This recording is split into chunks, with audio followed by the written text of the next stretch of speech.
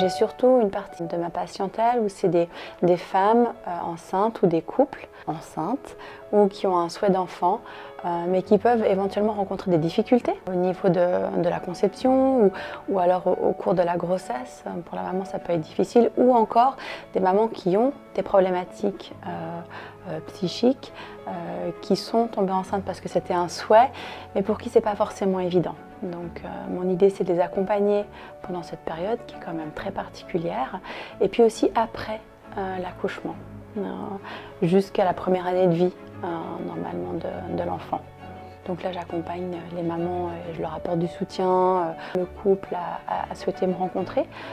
Parfois, c'est une demande qui est lors de la grossesse.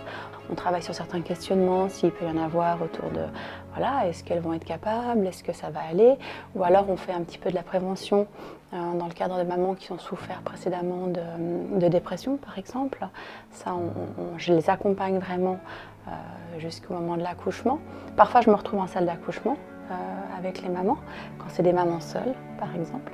Et puis après, l'idée, c'est vraiment de prévenir, ou en tout cas d'être attentive à tout signe qui pourrait évoquer, par exemple, une dépression du postpartum.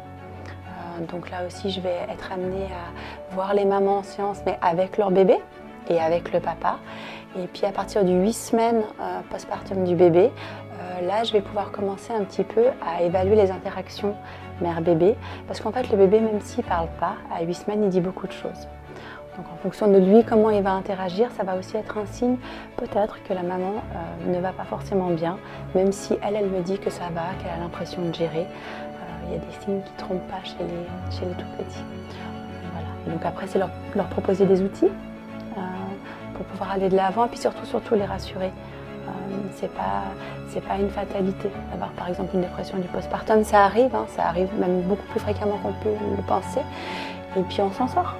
Donc là, c'est d'ouvrir la parole à ce sujet-là et puis de rassurer les mamans. Par exemple, dans le cadre de la dépression, c'est beaucoup faire de séances en présence du bébé, montrer à la maman que ce qu'elle fait, c'est super, que c'est une bonne maman, que ça se passe bien, qu'elle répond aux besoins du bébé, qu'elle est attentive à ses pleurs, qu'elle a réussi déjà à identifier ce que veut dire les différents pleurs, parce qu'il y a le pleur de j'ai faim, il y a le pleur de je suis sale, c'est vraiment les rassurer. Puis c'est aussi des moments où je vais juste être avec la maman, où on va travailler avec des choses plus précises, comme redresser l'estime d'elle-même, ses compétences, ses doutes, je vaux rien, je suis pas bonne, et là on retravaille les pensées, on change un peu le curseur.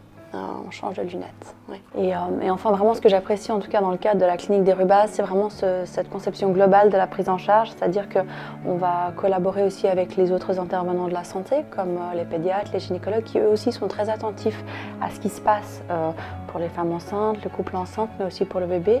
Et assez vite, on se mobilise l'un l'autre pour se dire, ok, là, Sabrina, je pense que ce serait bien que tu sois amenée à rencontrer cette maman, parce que je sens qu'elle n'est pas bien, je sens que c'est une période difficile.